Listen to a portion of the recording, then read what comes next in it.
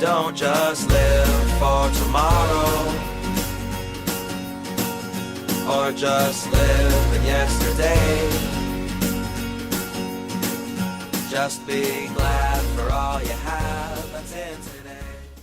Hey everyone, Connie here, and welcome to my blind reaction to One Piece, episodes 882 to 885. So we are back with more One Piece, and we're back to recording reactions out here in the living room. So as you guys know, I recorded last week in my bedroom because my dad was home from work. He chose to take the week after Christmas and around New Year's and all off in order to just, have a week off.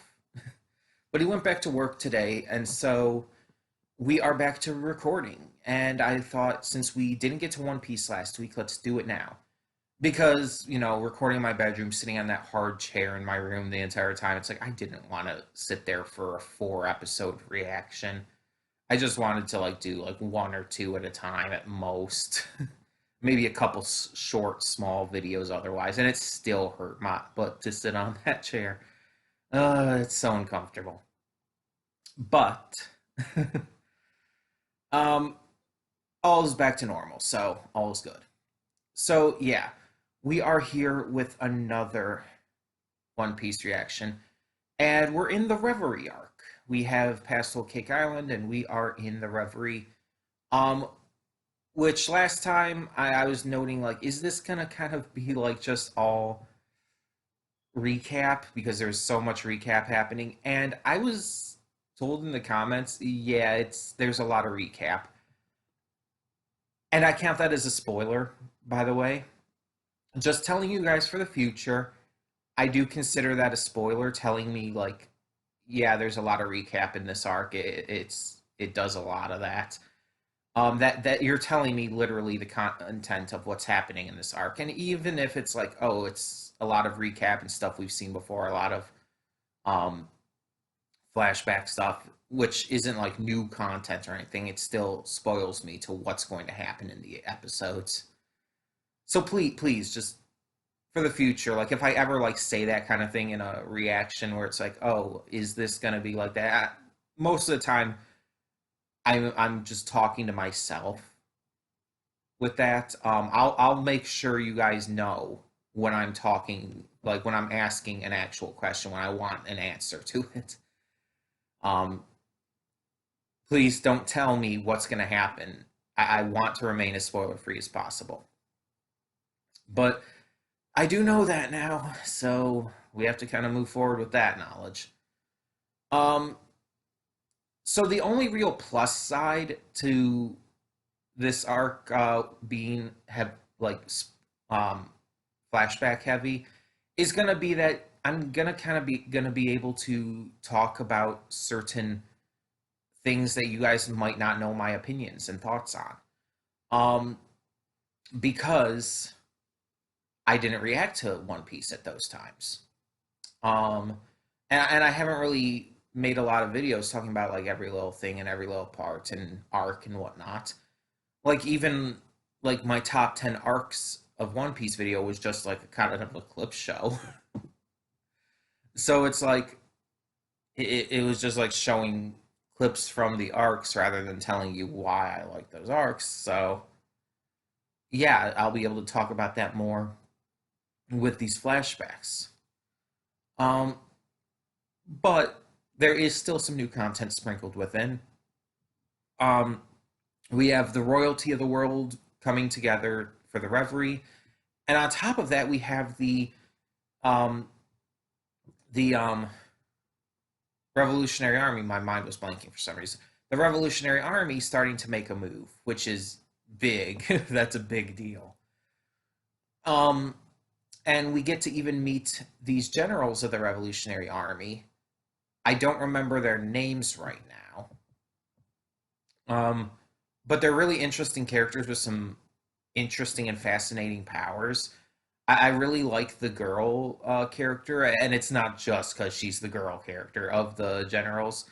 But I like her personality. She almost kind of has this almost personality. I think I compared it to, I made the comparison last time too, but to Sour Sweet from the Equestria Girls franchise, where she's like kind of rough and mean and everything at first, but then at points she can also just turn really nice and everything.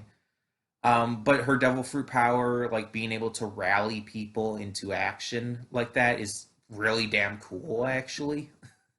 It's just a fantastic idea, especially for a person in the Revolutionary Army. A bit on the nose, mind you, a bit, but it works. And it was pointed out that it was based on a famous painting. So, hey, gotta love those art references from Eiichiro Oda. And speaking of, let's talk about that. So, it was recently Eiichiro Oda's birthday. But just as big, just as notable, One Piece just released its 1000th chapter. Over 2 decades in the making, One Piece has released its 1000th chapter. And a big group of One Piece YouTubers came together to make a video thanking Eiichiro Oda for his work, his passion, his dedication, all these years. Just for giving us a series that has brought so many of us together, that has given people purpose and something to do on YouTube, that has even like breathed into a job for them, that they actually make legitimate livings off of.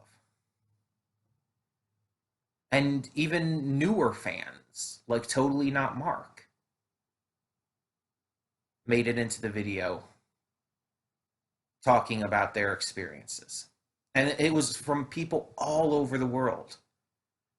In America, in Ireland, in Brazil, in France, in Italy, everywhere. All of these fans just giving their sincerest thanks to Oda, while at the same time telling their stories and their experiences with this series. And it's like part of me was wondering, like, what if someone like me got in there? But then it's like, I kind of like, no, I'm not a One Piece YouTuber. I just because I react to it doesn't make me a One Piece YouTuber. Like, that's not my focus. It's not all I do.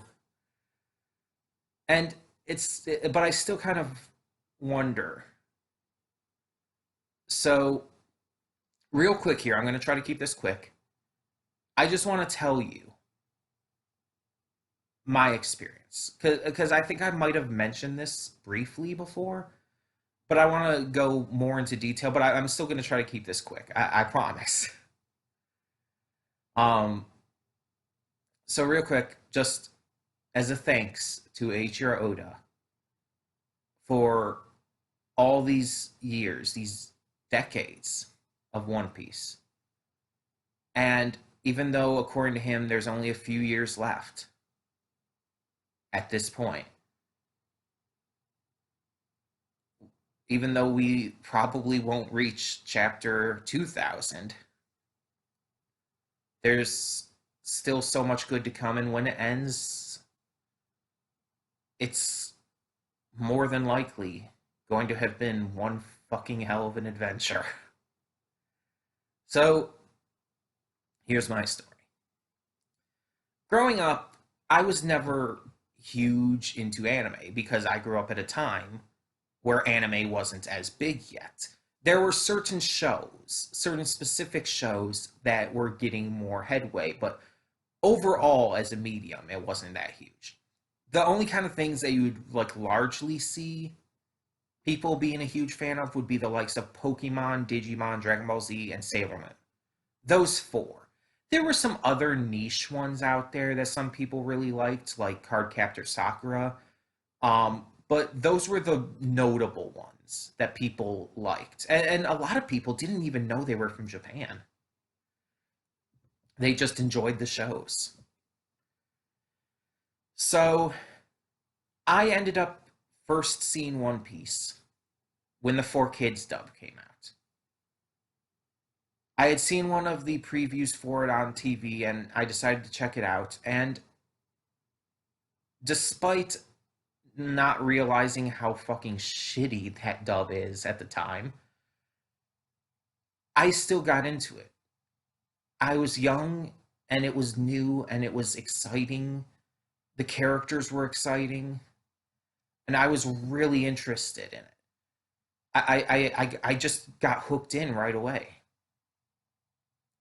And again, even though there was so much censorship, the dub was shitty, it was just so much bad about it. As young as I was, it still hooked me in so much. And so when it was taken off the air, I had to see more. I started to look it up more and I started to watch it in Japanese. And I just kept watching. I kept watching because I kept getting more and more into it. There was a Game Boy Advance game that I played. There was a GameCube fighting game that I played. And I just kept getting more and more into it. I started like making stories. Like I started imagining what characters would be like before I actually met them. Like for a big example of that, before I met the characters in Water 7, you know, Frankie, Iceberg, the other Galila employees, the Cypher Pool number 9 employees, before I met any of them, before I got to Water 7 at all, I had seen a picture of like just a big picture of like the Straw Hats underneath, and on top there were like the a lineup of the um, CP9 members, and I was just imagining like what their characters would be like. And like I had heard about characters named Frankie and Iceberg, and I had seen their pictures, but I actually mixed up like which name went to which. I thought Frankie was the proper looking guy with the short hair, and I thought Iceberg was the guy with the like big ducktail hair. Um, and then it's like when I actually got to meet them, it's like, oh, I was wrong, but I'm not disappointed. And it kept going and going, and I got after the time skip, and eventually I showed my sister the series, and we got to it was like once it was like right after the time skip, that's basically where when I started introducing my sister, and we caught up to where the anime was, where it like currently was in terms of being like weekly airings. We got caught up within only a couple months. Only a couple months during the summer, just watching like episode after episode after episode every single day. And then when we stopped, like I kept watching and stuff, and I kept going, and eventually I did start getting more behind. Is at that point, like after the time skip, that there were points where I would get behind weeks and weeks, and eventually it just kept going. And especially after I started doing other stuff and getting into other stuff. Um, I apologize for the fire truck out there. Hope hope there's nothing too bad. Um, but I apologize for the noise. But yeah, I just started getting more and more into it. But then when I started getting more and more behind, it's just because I was getting into other stuff at the time. I had college to deal with and everything at that point. And it's like I just started getting more and more behind, and it just kept building and building. And I'd see some episodes every now and again, but just never got back into it. But I still love the series, mind you. I had still seen multiple movies at that point. I had still seen multiple things with the series. Jeez. Okay, now there's a shit ton of police cars going by. I have to check that out. Like, what the hell's going on out there? Um, if it's even in visible distance of our house. But yeah, I started seeing all this stuff, and I was just wondering, like, what is going to happen? And I did start finding out certain things, and but nothing like no huge major like plot spoilers that would kill things. Only a couple like little notes, things of note here and there. Just because internet, it existed, so I'd find out about it. Um, and as time went on, it just I got very behind eventually, and I wanted to catch up. So that's when I started doing reactions on YouTube the first time, and then I ended up dropping that for a time and got back to it eventually. But yeah, so my experience was just like I got into it, and I got into it hard, and I was into it very hard for quite many years until I just kind of not like left it to the wayside or anything, but just kind of started doing other stuff and that kind of interfered with it. And yeah, but now I'm back, and honestly, it's like again, between getting reinvigorated into that, playing the One Piece Unlimited World Red game on my Switch, it's like I've gotten so reinvigorated in this series. And even in that low time, it was still one of my favorites of all time. So yeah, it's like that never changed. I just like hadn't been watching it as actively. I would still watch an episode here and there, but I never just dedicated to sitting down and actively getting back into it. That's all I'm saying. But I'm glad that I have, and I'm glad we're catching up. And eventually, I hope we will catch up completely. Um, which means we'll have basically a weekly release thing with this series. But yeah, I really adore this series. I've grown to love these characters so much. Their adventures, like, God, the amount of times this series has made me cry, like, hard, is insane. Like, even just rewatching certain points with Rough Senpai and AJ Rich, like, I've cried hard just rewatching that shit, and I've seen it, like, many times. I've seen a lot of these arcs many times because I watched through them myself multiple times. I watched through with my sister during that one run through, and it's like, even though it's been a while, another one just passed. I'm definitely gonna have to check that out. Um, yeah, it's just there's so much, and I just really love it so much. And certain parts more than others, of course, but nonetheless, that all being said, I'm just very excited to get into more of this. And yeah, I'll get to talk to you guys more about just these parts that I never really got to talk to you about. So that's one plus, but it is still going to be a slog to sit through. Either way, I've talked long enough for these pre-thoughts, but I did just want to tell you kind of my journey into One Piece and how it all started for me. It wasn't the first anime I had ever seen, but it was one of the first.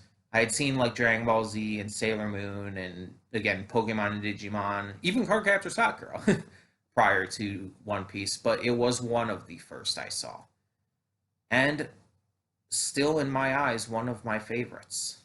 So yeah, we have another set of episodes here, and hopefully, even with all the recap and all, the new stuff we get is still great, and there's enough I can talk about with the recap to let you guys know my thoughts. So let's just get this going.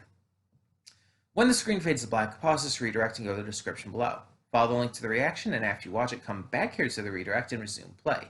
Because after it fades black, then fades back in, everything from that point forward will be my afterthoughts and will contain spoilers to the episodes. So that being said, thank you so much for tuning in, and I will see you at the reaction.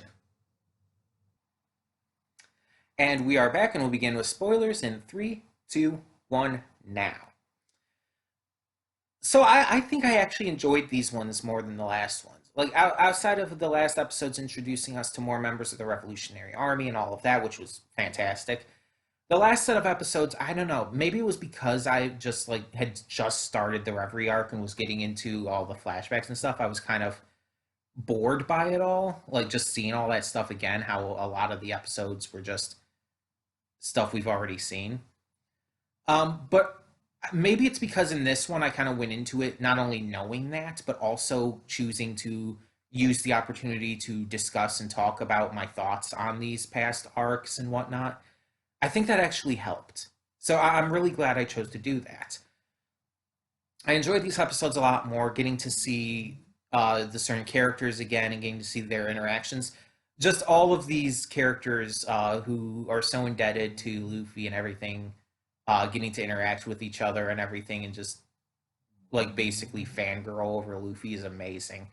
Like Shirahoshi with Vivi and Rebecca and all just gushing over him is just fantastic.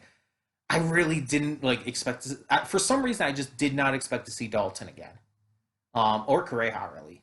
I just did not expect it for some reason. It just didn't click with me.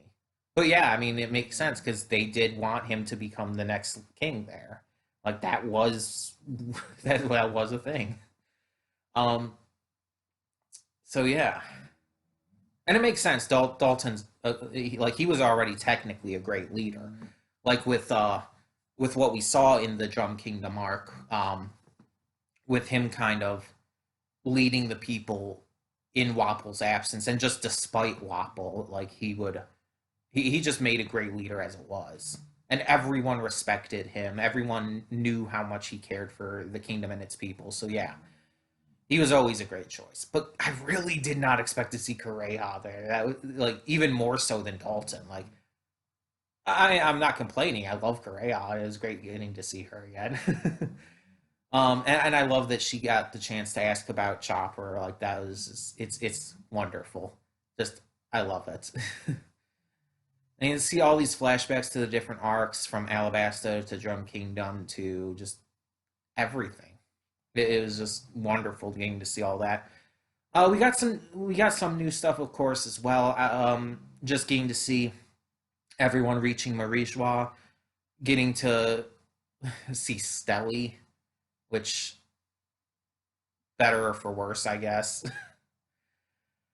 He's a turd. He is just such a turd. Like that's the best way to describe him.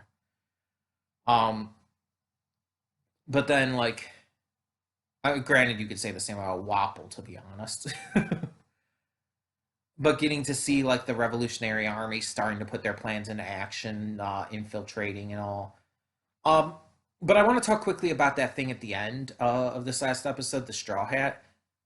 Now we know that the Straw Hat before Luffy belonged to Shanks, and before Shanks belonged to Roger. But I don't think we know of anything beyond that. But I've always kind of had this theory, this kind of prevailing theory about maybe Roger wasn't even the first person to have it. And what if this even went back all the way to the likes of Joy Boy? And it's like, that would be insane to think about. Either way, you got to wonder, like, who is this mysterious person? Why are they going to this giant straw hat in what looks like some kind of walk-in freezer or something? In Marishwa. This implies that, well, obviously they know that the Straw Hat didn't begin with Luffy, that it began well back. They probably know in the world government that Shanks had it before him, and possibly even that Roger had it. Um, so I would assume that would probably have more relevance to Roger, but what again, if my theory is correct and it goes back further, whether Joy Boy or not, it could have even bigger relevance. Like, who knows how far that could go back? It could even be tied even more to the Void Century and shit. Because we still don't know anything about that. So it's like, who knows? The Straw Hat could technically hold more importance than we have any clue towards. But yeah, no clue who the mysterious figure was. We got to see a little bit of the other new admiral, talking to Fujitora. Didn't really get to know anything about him. Um, just kind of got to see him like shadowed out to be mysterious, I guess, while talking to Fujitora. And they seem to be more on the same page. we see that Fujitora wants to destroy the system too, that he actually disagrees with how things are being run, which is great. Makes me love Fujitora even more. um but we see how everything is just kind of like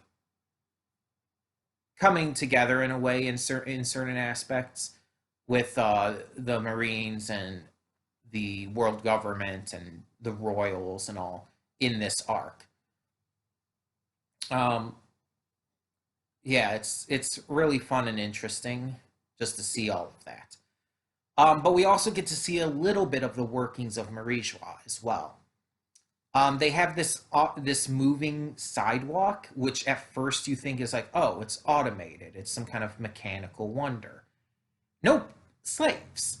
Like we know, we've already known well into the past by this point that, of course, the world government, specifically the celestial dragons of Marie-Joie, enslave people. Like this is not new information. This was like Sabiati. Um, and it was just as fucking horrible back then as it is now. Um, Slavery is one of those things in real life and in any kind of media that portrays it that just always pisses me the fuck off. Like, just the mere concept of owning another human being, of seeing them as property, is so fucking infuriating. And just, I can't stand it. So it's like Oda choosing to utilize that in this series with the Celestial Dragons and having shown through Sabiati and all that, it's like everybody knows this is a thing and they just don't fight back against it. They don't, because really, what are they going to do? What are they going to do against Marie-Joie, the Celestial Dragons, and the world government? Even speaking out against it publicly is basically a death sentence. And it just shows like Oda is trying to make the world government seem super fucked up. Like he is making this world government to be worse than any pirate, worse than any other force in this series, even just marine leaders like Akainu. Because I mean, you could see Akainu as like just doing his job. He's overzealous about it. He's way too extreme with it, but he's technically doing his job. He's way too aggressive, but he's doing his job. But the Celestial Dragons and World Government, they're like, one, they're controlling everything as it is and trying to control even more. And on top of it, again, the slavery and just all the other bullshit they pull. It's like you can't help but root for the likes of the likes of the Revolutionary Army.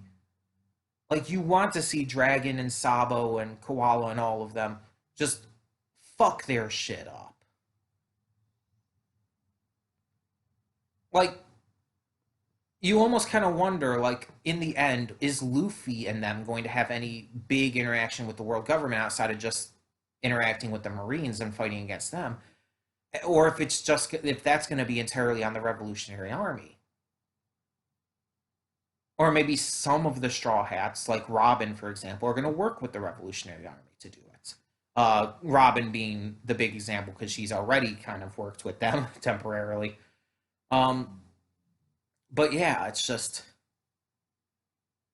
you want so bad to see the Celestial Dragons get their asses kicked at every turn.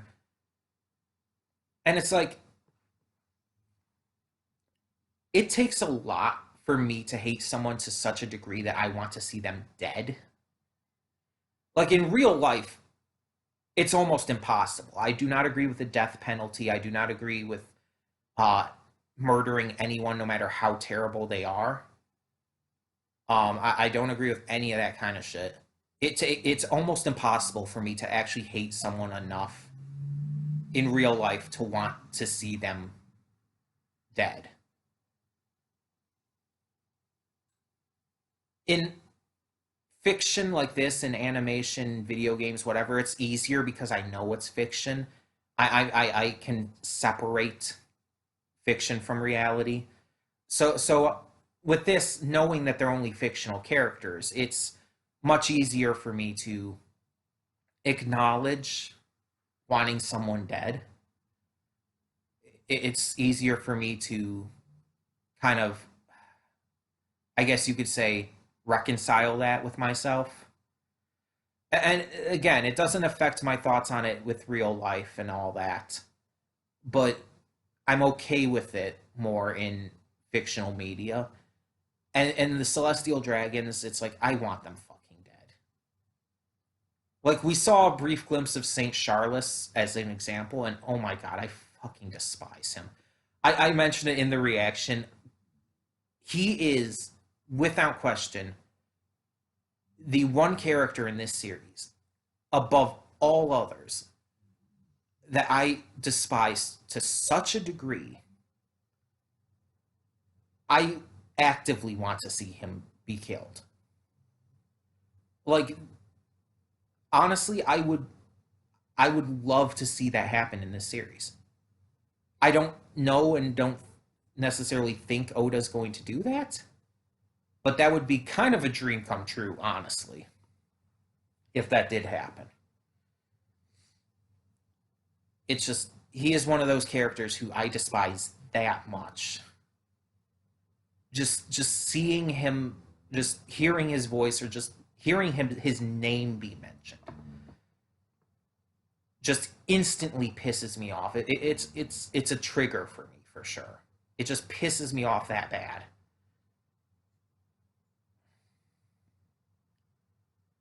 But I mean, in the end, you gotta give Oda credit for that.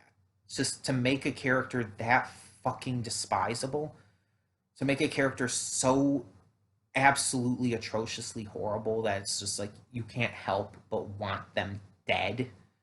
It's like it's a testament to his writing, to his writing and design, his character work, that he makes this character just that legitimately infuriating.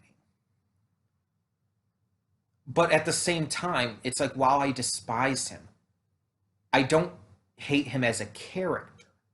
In terms of him being a character, in terms of how he's written and all, again, I have to give Oda the props. He's a well written character.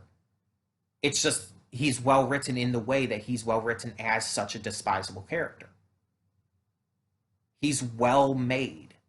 It's just that's how he's made. He's made to be hated. He's made to be wanted dead, honestly. And Oda did that very well.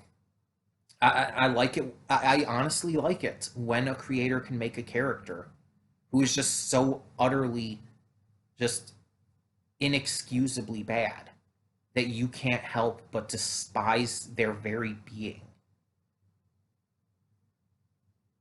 It's just, it's wonderful to see that kind of quality writing. Even if it makes you angry, even if it just pisses you off every time you see that character, it's still good writing nonetheless. um, there are other characters I just somehow just did not expect to see in this as well, like Sai. It just didn't cross my mind that we would see Sai there. Um, but yeah, it's just really fun. We got to see Shirahoshi geek out over the surface world, which was adorable. Um, and at the same time, we also got to see Shirahoshi fawned over by everyone, including a number of suitors who she just blatantly said, "Yeah, you're not my type." No. Which, God, thank you, Shirahoshi, for just turning them down so bluntly. I disagree with her brother on this. It's like her brother's like, no, no, you got to turn them down softly. You got to keep things diplomatic. We can't start an incident here. It's like, fuck that. Fuck that. Fuck the entire thing about suitors in the first place. That's so stupid. The concept of people, especially in royalty and stuff, like trying to basically hunt a partner like that is really fucking gross. It's like, oh, I'm rich. I have a great kingdom. Marry my son, um, because it'll help breed this great alliance. And it's like, oh my god, I hate you. It's like that's just so gross of a concept. And yet it's a thing that again existed in real life. I don't know if it still does. Like maybe some places in the world that still have monarchies and stuff still do this, or even just not monarchies necessarily. Just leadership. They'll marry into each other's leadership in order to gain those alliances. I don't know if that still happens. I could possibly see it happening in some places of the world, but I don't know. But yeah, seeing it through various media and stuff, it's just like it's always so gross. It's the same kind of thing as like arranged marriages and stuff, which I also find very gross. Which I mean, talked about in uh, Whole Cake Island and all. But yeah, it's just like let people find their own love. Don't make it about arranged marriages or political marriages or any of that kind of bullshit. Let people find their own love with whoever they want. But let it be whoever they want. Let it be their choice. And I guess technically they were still leaving it up to Shirahoshi here. She could have, I guess, technically picked any of them. But again, it was still kind of being like this forced ideal on her. Like it was just like all these people, and it's like, oh, marry us because we're rich, basically, because we're royalty, and it'll form an alliance. That's basically what it was coming down to.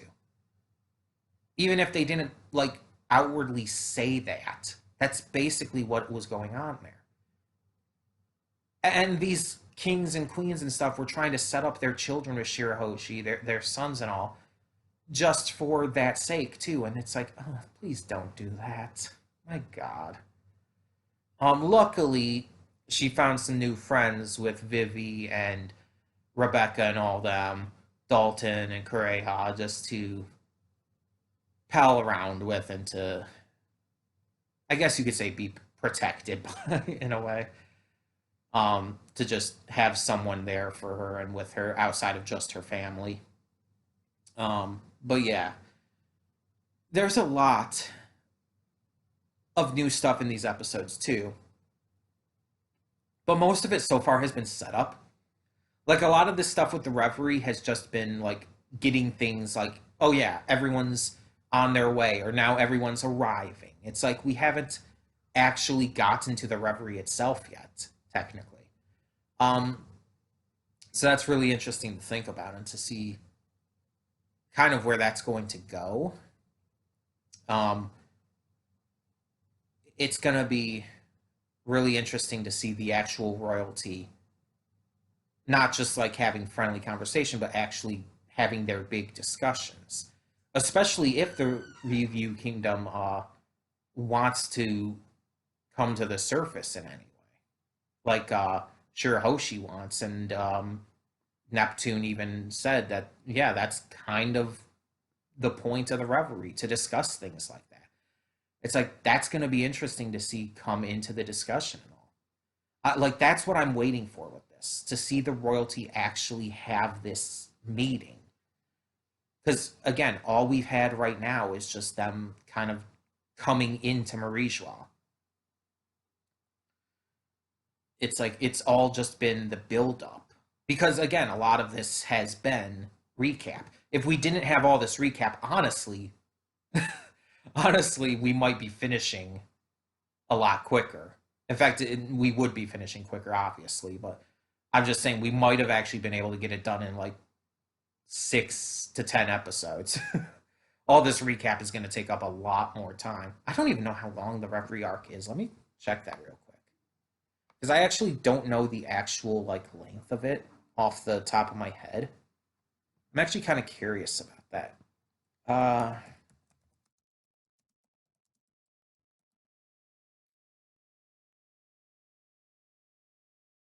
And that I don't consider a spoiler, by the way. Knowing when it starts and ends, because that is just like it doesn't tell me anything about the story or the characters or whatnot. It's just like, oh, that's how long the arc is. And again, I can use that for actually pacing out my reactions too. Like I did, having the last reaction for Whole Cake Island be 5 episodes instead of 4. Da, da, da, da, da. Here we go. Basically, I just need to know what episode it ends on.